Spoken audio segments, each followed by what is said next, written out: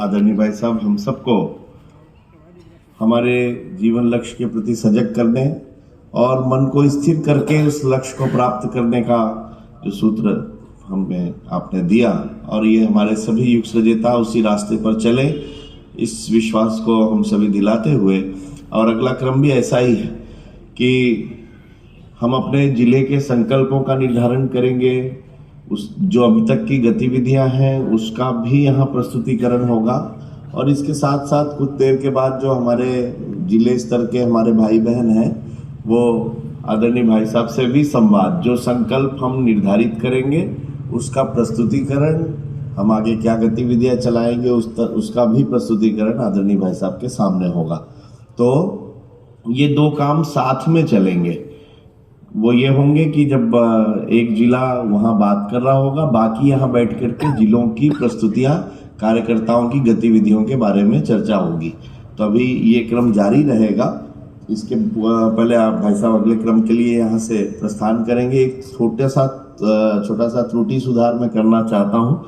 स्वागत के क्रम में मैं बहनों को बुला पाना मेरे से छूट गया था, तो मैं केवल उनको आमंत्रित करता हूं कि बहनें जो हमारे यहाँ की स्थानीय बहनें हैं वे पधारें और आदरणीय भाई साहब से भेंट करें। चेतना बेन, जागृति बेन, मनीषा बेन, शारदा बेन, साधना बेन, भावना बेन और हमारी प्रमिला बेन कृपया मंच पर पधारें और आदरणीय भाई साहब को भेंट करें और सत्कार करें। स्वागत के क्रम में मैं बहनों का नाम लेना छोड़, आप सब बहनों की तरफ से बहनें मंच पर आ रही हैं और आदरणीय भाई साहब को सत्कार करें सभी जोरदार तालियों से।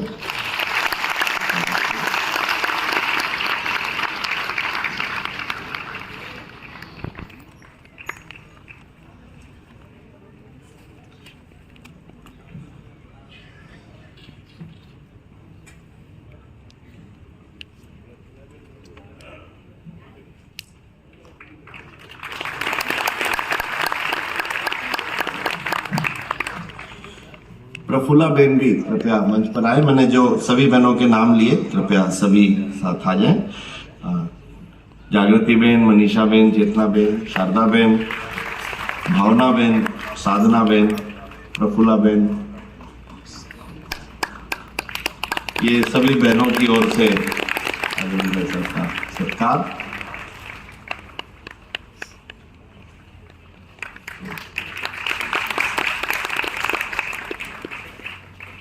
अब मैं आमंत्रित करूंगा आदरणीय द्विवेदी भाई साहब को कि वो अपनी जो प्रातः की चर्चा थी उसको आगे बढ़ाएंगे, और आदरणीय भैया अभी अगले क्रम के लिए जो आगे जैसा निर्देश होगा आपको सूचना मिलेगी। आदरणीय भाई साहब यहाँ से प्रस्थान कर रहे हैं। आइए हाथ जोड़ करके गुरु सत्ता को नमन करें।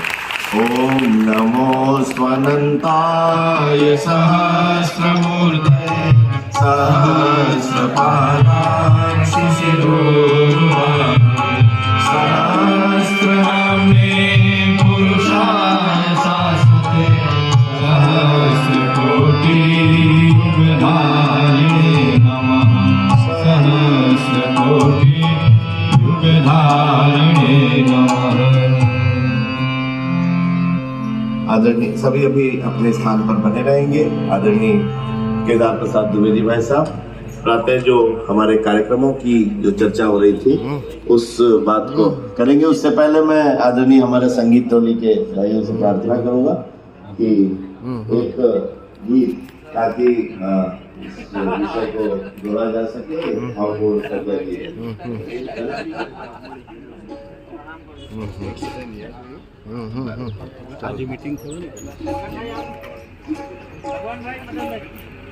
ओके का युग सजेता शिविर हुआ। आप आश्चर्य करेंगे, पूरे प्रांत से 5100 से ज्यादा एकदम नए बच्चे जो पहली बार आए थे, ऐसे बच्चे शामिल हुए थे। अभी टोटल मिला के करीब 8000 लोग भागीदार बने थे। तो ऐसा हम अपने प्रदेश में भी कर सकते हैं। ये संगठन का स्वरूप होगा। दो तरह की बातें हैं, सुपर 50 ग्रुप बनाना, और यदि आपसे सुपर 50 ग्रुप अभी नहीं बन रहा है तो आप जहां हैं अपने जैसे 5-10 बच्चों को इकट्ठा करिए और अपना युवा मंडल गठित करिए। अपने युवा मंडल का गठन करने का फॉर्म आपको अपने जोन, उपजोन से या जिला समन्वयक से मिल जाएगा। उस फॉर्म को भरिए, ना मिले तो आप ऑनलाइन ये फॉर्म देख सकते हैं, अपनी वेबसाइट पे ये फॉर्म मिल जाएगा, diya.net.in पर, दिया की साइट पर आपको मिल सकता है। तो और नहीं होता तो आप युवा प्रकोष्ठ में फोन करिए, हम तत्काल आपको आपके व्हाट्सएप पर ही आपको फॉर्मेट भेज देंगे, जिसमें 2 तरह के फॉर्म होंगे।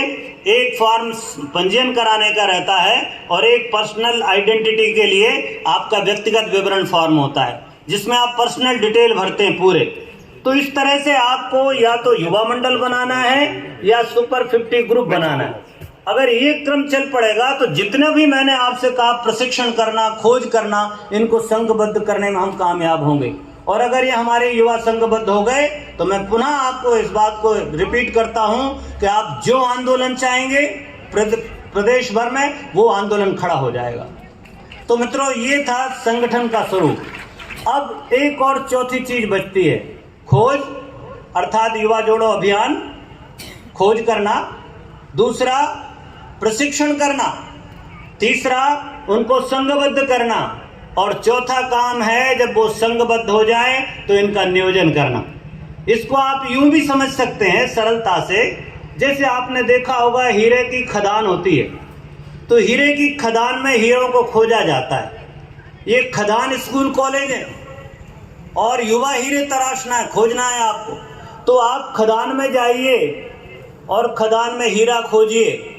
जब हीरे को खोज लिया जाता है तो वो कच्चा हीरा बेतरतीब होता है, ठीक नहीं होता, उसका कोई ज्यादा मूल्य नहीं है, उसमें से कोई आभा और चमक और विकिरण नहीं होता।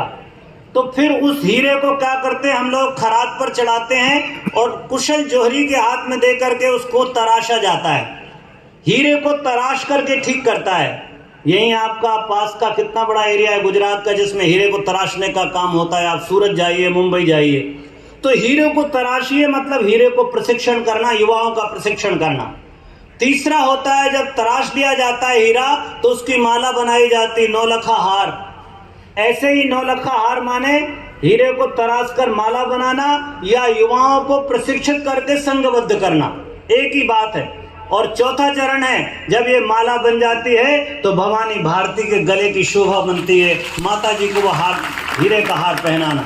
हम भी चाहते हैं कि 2026 तक हम ऐसे 10,000 हीरे तराश लें, उनको संघबद्ध कर लें और उनकी माला बना करके वंदनीय माता जी के चरणों में एक सुंदर श्रद्धांजलि अर्पित करें। तो खोज, प्रशिक्षण, संगठन और नियोजन।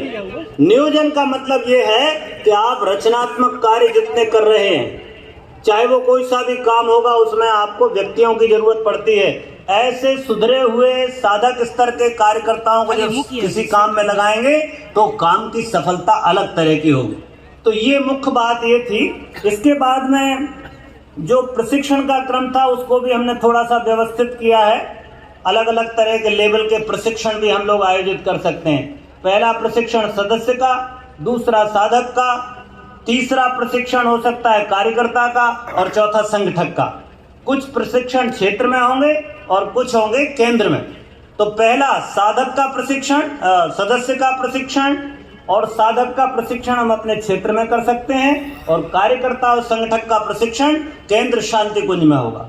तो इस तरह से हम ये बातें कर सकते हैं। अब वो मैं आपको कुछ निवेदन करूंगा। आप तक ये फॉर्म पहुंचे होंगे, सबको मिल गया है? जिनको नहीं मिला हो वो हमारे भी कार्यकर्ता आएंगे, उनसे आपको प्राप्त हो जाएगा।